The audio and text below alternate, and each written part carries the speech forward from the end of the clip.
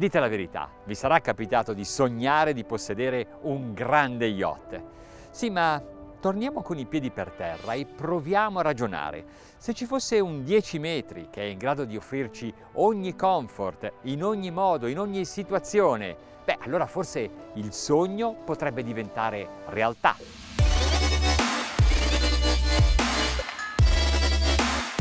Questa è Next 330 LX di Ranieri International e vi invito a guardarla perché razionalmente è anche meglio di uno yacht.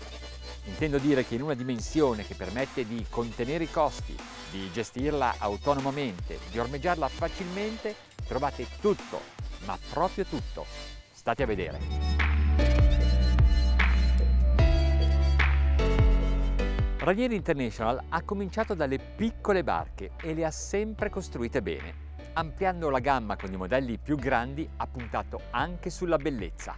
Fianchi modellati con il colore, con le linee, con le finestrature. Coperta elegante, curata, funzionale.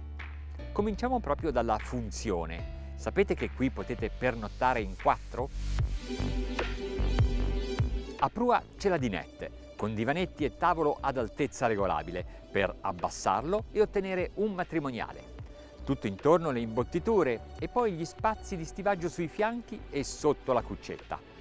A poppa un altro materassino per 2 persone con altezza sufficiente per infilarsi e sdraiarsi. Tanti stipetti tutti intorno. Non serve di più, ciò che conta è godersi la barca in crociera, navigando e avendo la possibilità di pernottare. Poi c'è il bagno, ben arredato e completo di doccia estraibile. È molto grande per un 10 metri. In coperta ci si stende al sole sul ponte di prua e siccome questa zona è rialzata, per la vostra tranquillità c'è un tientibene che gira tutto intorno. 2 schienali vi fanno stare seduti e con queste spalline non sentite il rollio. Vi dissetate, ascoltate la musica, che meraviglia! Il parabrezza non protegge solo dal vento, con questo bordo d'acciaio diventa una solida struttura cui aggrapparsi con fiducia. Ci sono molti strumenti in console, quelli dedicati al motore e un display che potrebbe essere anche multifunzione. Sotto il timone la tasca per lo smartphone, con le prese di ricarica e più in basso la pedana puntapiedi. Le poltrone di guida sono anatomiche anche quando sono impiegate come appoggiareni.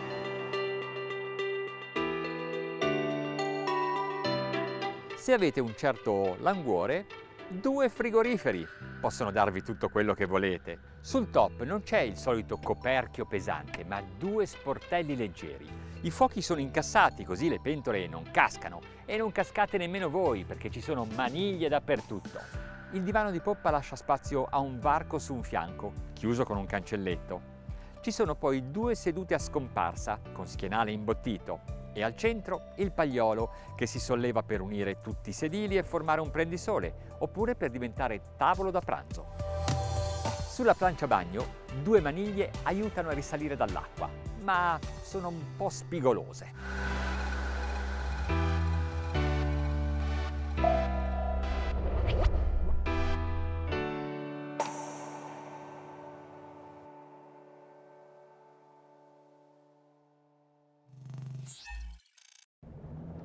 A poppa abbiamo 2 motori Suzuki da 300 cavalli, però il cantiere dice che si possono montare anche 2 motori da 250 cavalli oppure 2 da 400 cavalli. Insomma, il range è molto ampio, da 500 a 800 cavalli complessivi.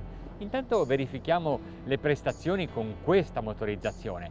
Poi decideremo se è sufficiente, se è eccessiva oppure se vogliamo essere ancora più veloci. Onda lunga non molto alta e sopra un'onda di vento, breve, ripida, che genera molti schizzi, molti spruzzi. Vedremo se riusciremo a rimanere asciutti. Siamo davanti alla costa ligure, tra Barazze e Celle.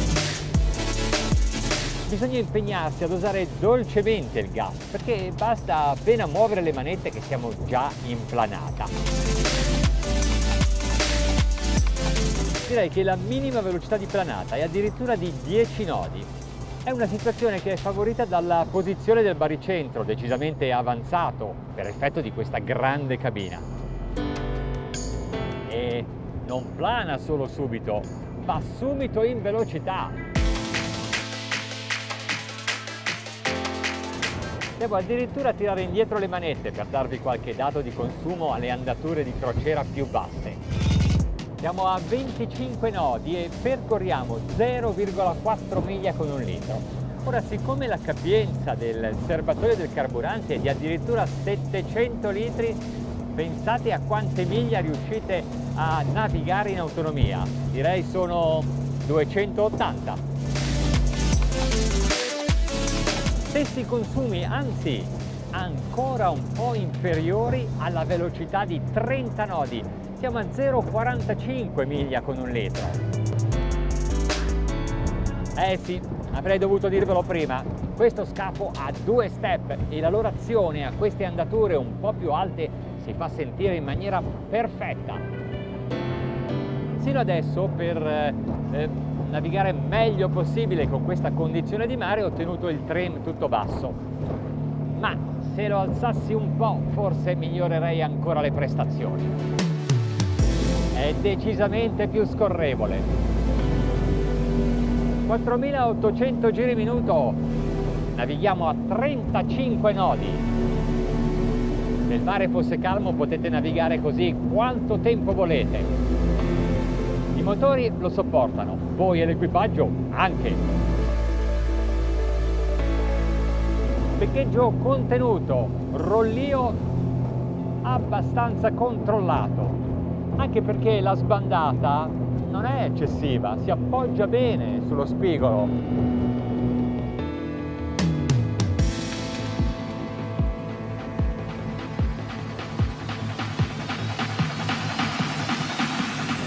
Ottimo anche il controllo della direzione.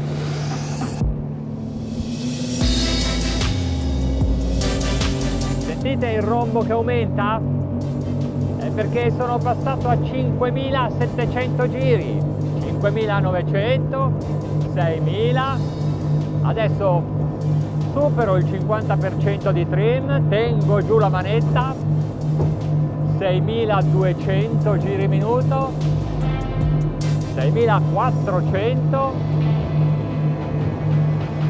leggera sull'acqua, sento quasi meno le onde a questa velocità e sono 46 nodi.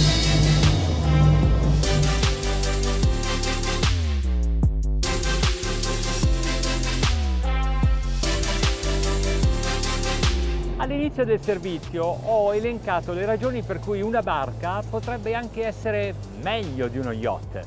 Ne avevo dimenticata una: la velocità.